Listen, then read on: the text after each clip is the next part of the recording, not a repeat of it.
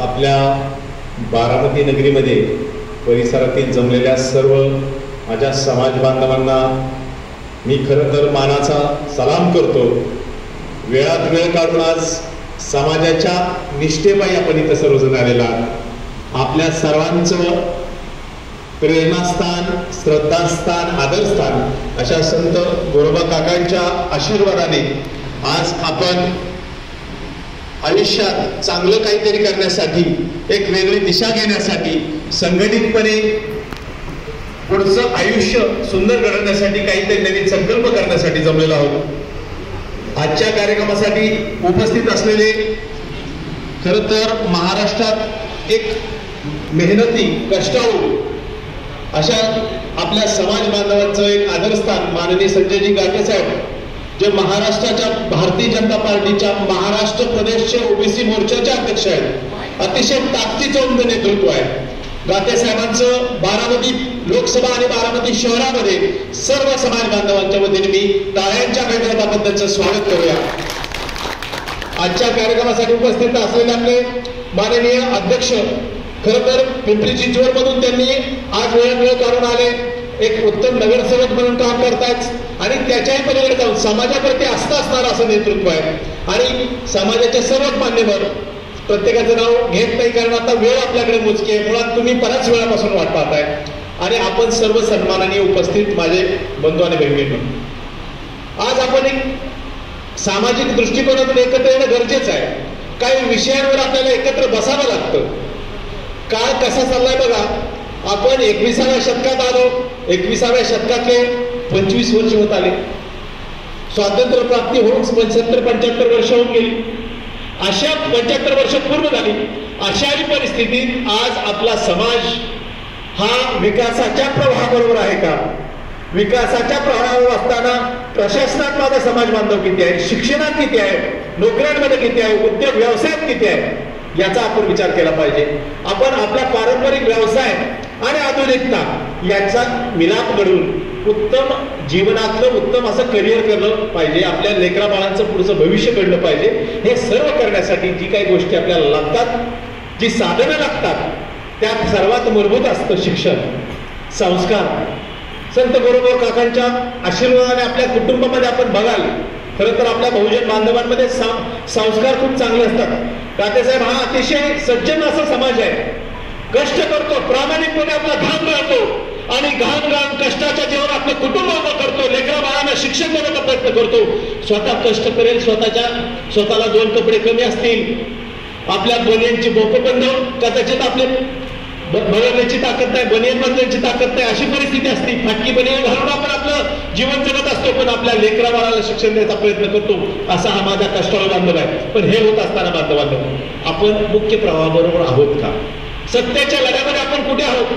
प्रस्थापितांमध्ये लढाई चालूच असतात. याची सत्ता येते, त्याची जाते आणि नवीन कोणीतरी सत्ताधारी बनतं. पण या बदलत्या प्रवाहामध्ये मी कुठे आहे, माझा समाज कुठे आहे, याचा विचार आपल्याला करायची गरज आहे. आणि ह्या सत्तांतरामध्ये केवळ आपण साक्षी बनणार का? केवळ आपण बघायच्या भूमिकेत राहणार का? तर नाही. आमचाही तिथे वाटा असला पाहिजे. भले आम्ही छोटे असू, संख्येने कमी असू, पण आम्ही प्रभावशील आहोत. रोज शेकडो लोकांमध्ये काही 100-50 लोकांशी आमचा रोजचा संवाद असतो. कारण आपण हातावर पोटावर जगणारे व्यावसायिक आहोत, व्यापारी आहोत, उद्योजक आहोत. काही जण वीट भट्टीचा व्यवसाय करतील, काही जण पारंपरिक वस्तूंचा व्यवसाय करतील, काही जण आताच्या नवीन मुलांनी शिक्षण घेतले, वेगळा रोजगारात व्यवसाय. परंतु अतिशय सर्वांना सोबत घेऊन जाणारा हा आमचा समाज आहे. या समाजाला सोबत घेऊन कोणी जाणार का? सर्वांना सोबत घेऊन जाणारा आमचा समाज आहे. पण आमच्या समाजाला सोबत घेऊन कोणी जाणार का? सत्तेच्या वाटेवर माझ्या बांधवांना कोणी घेऊन जाणार का? सत्तेच्या वाटेवर जाताना माझ्या बांधवाचा कोणी विचार करणार का? आणि हा विचार करण्यासाठी आपल्या नेतृत्वाने, आपल्या सर्व सन्माननीय नेत्यांनी मुख्य प्रवाहाच्या राजकारणासोबत गेलं पाहिजे. सत्तेचा ज्यावेळी सत्तेचा महान सत्तेचं साम्राज्य जेव्हा उभं राहील, त्या साम्राज्याच्या विटा माझ्या संत गोरोबा काकांच्या आशीर्वादाने जीवन जगणाऱ्या माझ्या कुंभार समाजाच्या बांधवाने देखील त्या रचलेल्या असतील. आणि हा सत्तेचा महल, सत्तेचं साम्राज्य हे आमच्या विटावर उभा आहे, हे आपल्याला सन्मानाने सांगायची गरज आहे. तुमचं घर, तुमचं दार, तुमचं विश्व आम्ही उभं करतो, पण तुम्ही त्या आपण पाहतो की आपल्याला माहित आहे, ऐकलेलं आहे की ताजमहल बांधला आणि त्याचे कारागिरांचे हात काढले वगैरे काही ते असं आपण ऐकतो. अरे पण हा आधुनिक भारताचा रचनेचा हा ताजमहल, ज्याला आपण भारताचं संविधानाच्या आधारावर बनलेले राजकारण, संविधानाच्या आधारावर बनलेले हे भारताचं सरकार आणि त्याचं 5 वर्षाचा कालखंड, हे बनलेलं सरकार जे काही नवीन घडतं त्यामध्ये आमचा कारागीर काम करतो, आमचा समाज काम करतो, त्या समाजाचा किती सन्मानजनक पद्धतीने विचार केला जातो ही आपल्याला विचार करण्याची वेळ आहे. सन्मानाने सर्वच मान्यवरांचा आपण व्यासपीठावर स्वागत करूया. तर अशा पद्धतीने या आधुनिक जीवनशैली बरोबर जोडून घेणारा माझ्या समाज बांधवाला विकासाच्या प्रवाहात आणताना आज माननीय मोदीजींच्या नेतृत्वाखाली एक प्रचंड मोठी एक योजना आलेली आहे. त्या योजनेचं नाव आहे विश्वकर्मा योजना. आपल्यापैकी किती लोकांना योजना माहित आहे? विश्वकर्मा योजना आपल्यापैकी किती मंडळींना माहित आहे? माननीय देशाचे पंतप्रधान नरेंद्रजी मोदी साहेबांनी 13,000 कोटी रुपयाची योजना बनवली. माझ्या बलुतेदार छोट्या घटकांना सन्मानानं बिना तारण कर्ज मिळावं, त्याचा व्यवसाय मजबूत करता यावा, यासाठी ही योजना आलेली. अशा असंख्य योजना आहेत. शेतकऱ्यांना जशा योजना आहेत, छोट्या कारागिरांना देखील योजना आहेत. येत्या पंचवार्षिक पुढच्या काळामध्ये या विश्वकर्मा योजनेचं व्याप प्रचंड मोठ्या पद्धतीने वाढवण्याचं स्वप्न माननीय मोदीजींनी पाहिलेलं आहे. मी थोडक्यात माझं संपवतो, कारण सर्वच मान्यवर आपल्यासमोर मानणार आहेत. बंधू आणि भगिनींनो, आपल्याला काळाबरोबर चालायचं आहे, विकासाबरोबर जायचं आहे. देशामध्ये सरकार कोणाचं येणार आहे? कोणाचं सरकार येणार आहे? कोणाचं सरकार येणार आहे? त्या सरकारला आपण काय म्हणतो अलीकडं? मोदी सरकार. बरोबर, सर्वांना मानतो.